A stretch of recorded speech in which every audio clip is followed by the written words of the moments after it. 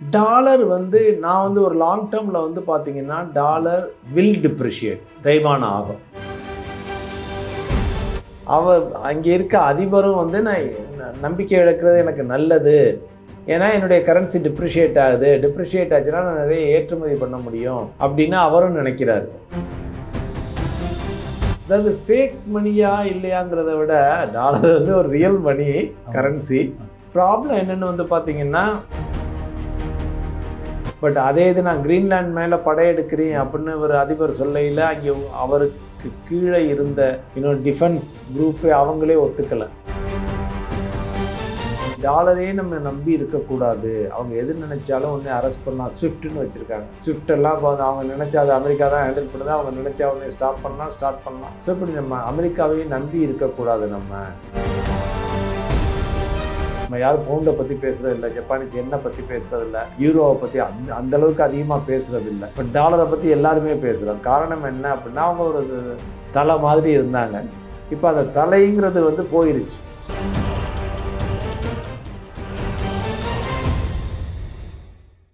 இப்போது புதிய அறிமுகம் ஆச்சி ஹோட்டல் சாம்பார் 50 கிராம் ரூபாய் 20 மட்டுமே.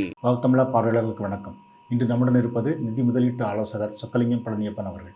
டாலரின் இன்றைய நிலை, பிரிக்ஸ் நாடுகள் உருவாக்கியுள்ள தி யூனிட் டிஜிட்டல் கரன்சி உட்பட பல விஷயங்கள் பேச இருக்கிறது. சொக்கலிங்கம் பழனியப்பன் அவருடன் பேசலாம். வணக்கம் சார். வணக்கம் சார். இந்த ரிச் டேட் புவர் டேட் நூல் எழுதின ராபர்ட் கியோசகி அவர் என்ன சொல்கிறாருன்னா, இந்த தங்க விலையேற்றம் ஒரு அவுன்ஸ் $27,000 போகிறது வரைக்கும் போயிட்டே இருக்கும். அது கிட்டத்தட்ட ஒரு கிராம் $90,000 வருது.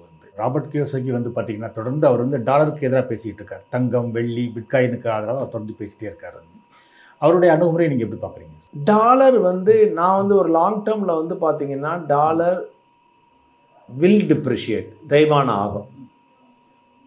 அது நோ டவுட் அபவுட் இட். அது ஆல்ரெடி ஆகவும் ஆரம்பிச்சிருச்சு. இப்போ பல கரன்சிக்கு எகெயின்ஸ்டாக, ஸ்வீடிஷ் க்ரோனர், அது மாதிரி பல கரன்சிக்கு எகெயின்ஸ்டாக டாலர் டிப்ரிஷியேட் ஆக ஆரம்பிச்சிருச்சு. இப்போ இருக்கக்கூடிய அரசாங்கமும் அமெரிக்க அதிபரும் எனக்கு டாலர் டிப்ரிஷியேட் ஆகணும், அப்போ தான் நான் அதிகமாக ஏற்றுமதி பண்ண முடியும்னு விரும்புகிறாரு. So it is mutual. உலகம் அமெரிக்கா மேலே உள்ள நம்பிக்கையை இழந்துருச்சு. அதே சமயத்தில் அங்கே இருக்க அதிபரும் நான் நம்பிக்கை இழக்கிறது எனக்கு நல்லது, ஏன்னா என்னுடைய கரன்சி டிப்ரிஷியேட் ஆகுது, டிப்ரிஷியேட் ஆச்சுன்னா நான் நிறைய ஏற்றுமதி பண்ண முடியும் அப்படின்னு அவரும் நினைக்கிறாரு. ஸோ அப்படிங்கையில் தாராளமாக டாலர் டிப்ரிஷியேட் ஆகும். ஒரு நீண்ட நெடுங்காலத்தில் பார்த்திங்கன்னா அமெரிக்கா இன்னும் மற்றும் ஒரு யூகே யுனைடெட் கிங்டமாக மாறும், அல்லது மற்றும் ஒரு ஃப்ரான்ஸாக மாறும், மற்றும் ஒரு ஸ்பெயினாக மாறும். ஸோ என்னப்பா அவங்கெல்லாம் ஒரு காலத்தில் உலகத்தையே ஆட்சி புரிஞ்சாங்க. உலகம் பூரா அவங்க இங்கிலாண்டினுடைய சூரியன் இங்கிலாண்டில் தான் அது மாதிரிலாம் பேசினாங்க. ஸோ இப்போ அவங்கெல்லாம் நல்ல வெல் ஆஃபாக இருக்காங்க, மக்கள் நல்லா இருக்காங்களானாலும் மக்கள் நல்லா இருக்காங்க. ஆனால் உலகளாவிய ஒரு இதே இல்லை. ஸோ நீ அடுத்து எழுந்து வரக்கூடிய நாடுகள் அப்படின்னு பார்த்தீங்கன்னா சைனா ஆல்ரெடி வந்துக்கிட்டு இருக்காங்க, இந்தியா ஃபாலோ ஆகிக்கிட்டு இருக்கு. ஸோ நீ அடுத்த டேர்ன் ப்ராபப்ளி சைனா இந்தியாவுக்கானதாக இருக்கும் அப்படிங்கிறது என்னுடைய ஒரு கருத்து. யோசிக்க இன்னொன்று என்ன சொல்கிறார், டாலர் ஒரு ஃபேக் மணி அப்படிங்கிறார். அதை ஏற்றுக்கலாமா சார்? எப்படி சொல்கிறேன்? அதாவது ஃபேக் மணியா இல்லையாங்கிறத விட டாலர் ஒரு ரியல் மணி கரன்சி. ப்ராப்ளம் என்னென்னு பார்த்தீங்கன்னா, அதிகமான கடன்களை வாங்கி வைத்துள்ளது அமெரிக்கா. நாடுகள்கிட்ட பூரா கடன், அங்கே உள்ள மக்கள் பூரா கடன், எல்லாருமே தங்களுடைய வரம்புக்கு மீறிய வாழ்க்கையை வாழ்ந்து கொண்டிருக்கிறார்கள். ஸோ இது இந்த பூம் அண்ட் பஸ்ட் சைக்கிள்னு சொல்லுவோம். ஸோ இது எல்லாமே ஒரு எக்ஸஸுக்கு போய் தான் கரெக்ஷன் ஆகும்.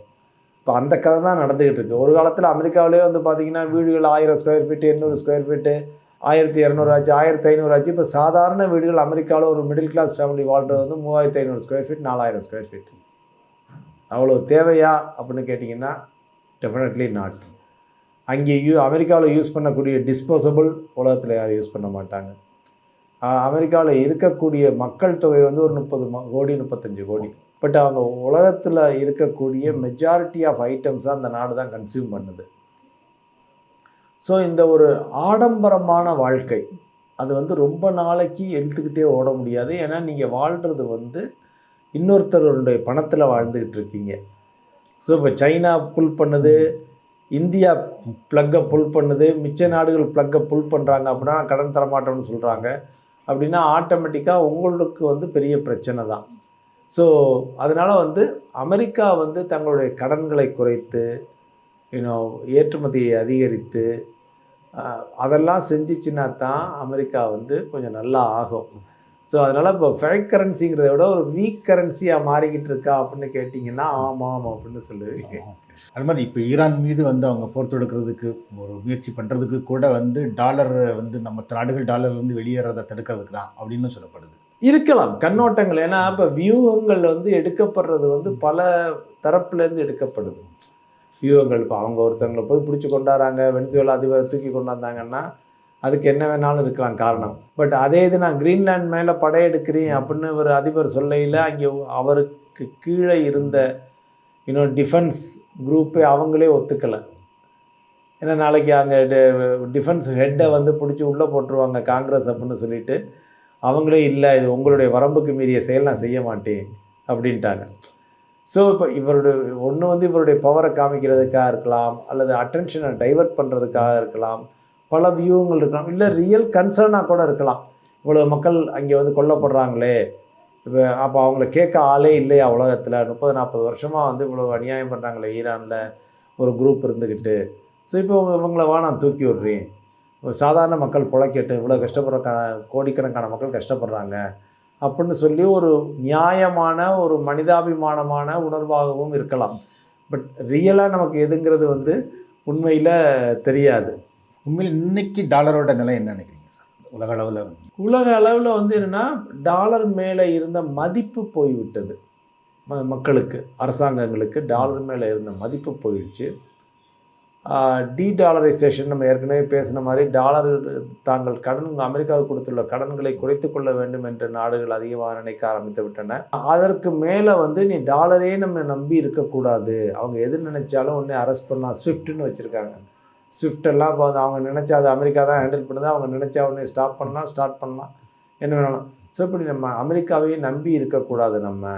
நம்ம ஓன் குரூப் ஃபார்ம் பண்ணுவோம், நமக்கு சக சிநேக நாடுகளோட நம்ம ஒரு குரூப் ஃபார்ம் பண்ணி நம்ம ஏன் ட்ரேட் பண்ணிக்கக்கூடாது. இந்தியாவெலாம் ஆல்ரெடி ஆரம்பிச்சிட்டாங்க வாஸ்ட்ரோ அக்கௌண்ட்னு சொல்லிட்டு ருப்பி அக்கௌண்ட்டில் ரஷ்யாவோட ட்ரேட் பண்ணுறாங்க, வெவ்வேறு நாடுகளோட எல்லாம் ருப்பி அக்கௌண்ட்டில் ட்ரேட் பண்ண ஆரம்பிச்சிட்டாங்க.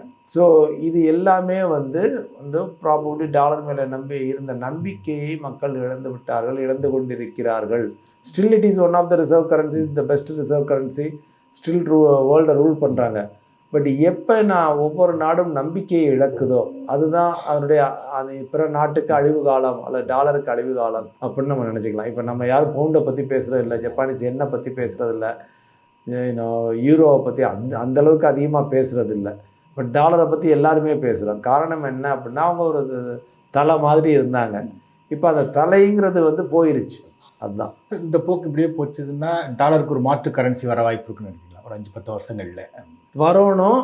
அப்படி இல்லைன்னா இன்றைக்கி வந்து டெக்னாலஜி எல்லாமே அட்வான்ஸ் ஆகிட்டதை கண்டு அவங்க வந்து இன்டர்னல் கரன்சியில் ஒரு மாற்று கரன்சியாக அல்லாமல் ப்ராப்ளி ஒரு 3-4 கரன்சியாக வரலாம். இப்போ பிரிக்ஸ் நாடுகள் எல்லாம் ஒன்றும் யூஸ் பண்ணிக்கிறாங்க. இந்தியா தனியாக தன்னோட டிபெண்டாக இருக்க நாடுகளோட தன்னுடைய ரூபாயை யூஸ் பண்ணிக்குது.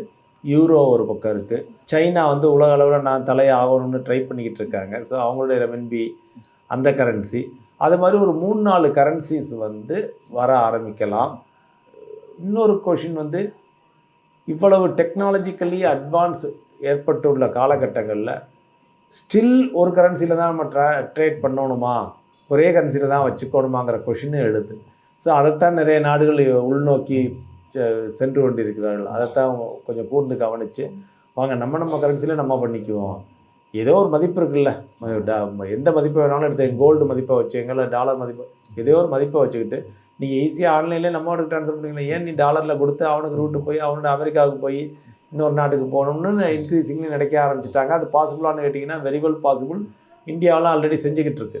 பிரிக்ஸ் நாடுகள் வந்து தி யூனிட்னு ஒரு டிஜிட்டல் கரன்சியை பற்றி பேசியிருக்காங்க. அதை பற்றி விளக்க முடியுமா சார்? அது என்ன அப்படிங்கிறது, அது ஒரு டாலருக்கு மாற்ற வர முடியுமா? ஆரம்பிச்சுக்கிட்டு இருக்காங்க, பேசிக்கிட்டு இருக்காங்க. அதுக்குள்ளே அதிபர் ட்ரம்ப் வந்து நீங்கள் ஆரம்பிச்சிங்கன்னா நான் இதை நிப்பாட்டு அதை நிப்பாட்டு, நான் ட்ரேடு போடுவேன், அதை போடு இது போடுவேன்னு சொல்லிக்கிட்டு இருக்காரு. இந்த பிரிக்ஸ் நாடுகள் எல்லாமே சேர்ந்து இப்போ நம்ம அவங்க ஒரு அஃபினிட்டி குரூப் இருக்குது.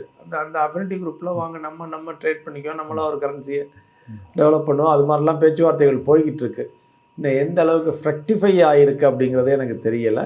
பட் அதுக்கு முன்னாலேயே வந்து அவர் ட்ரம்ப் வந்து அதுக்கு அதை ரொம்ப நான் கடுமையாக கண்டிக்கிறேன் அப்படி இப்படின்னு சொல்லிக்கிட்டு இருக்காரு. ஸோ அதனால் இது மாதிரிலாம் ஆனால் உருவாகத்தான் செய்யும். ஏன்னா மக்களுக்கு வந்து ஆல்டர்னேட்டிவ்ஸ் தேவை. ஆல்வேஸ் நாடுகளுக்கு வந்து ஆல்டர்னேட்டிவ்ஸ் தேவை.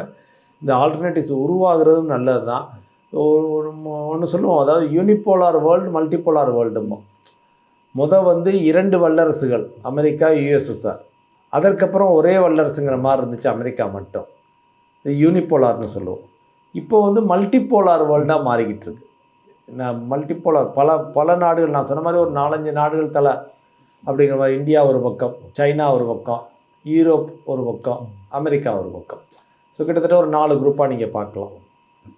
அல்லது குரூப்னு பார்த்தீங்கன்னா நேட்டோ இருந்துச்சு, இப்போ பிரிக்ஸ் எல்லாம் ஃபார்ம் பண்ணிக்கிட்டு இருக்காங்க குரூப்புகள். அப்புறம் ஆஸ்திரேலியாவோட நம்ம தனி குரூப் வச்சுருக்கோம், சைனாங்கிட்ட தனியாக வச்சுருக்கோம், அதெல்லாம் இருக்குது. பட் 4 நாடுகள்னு எடுத்திங்கன்னா யூரோப் கரன்சி அது தனியாக, இந்தியா, சைனா, அமெரிக்கா.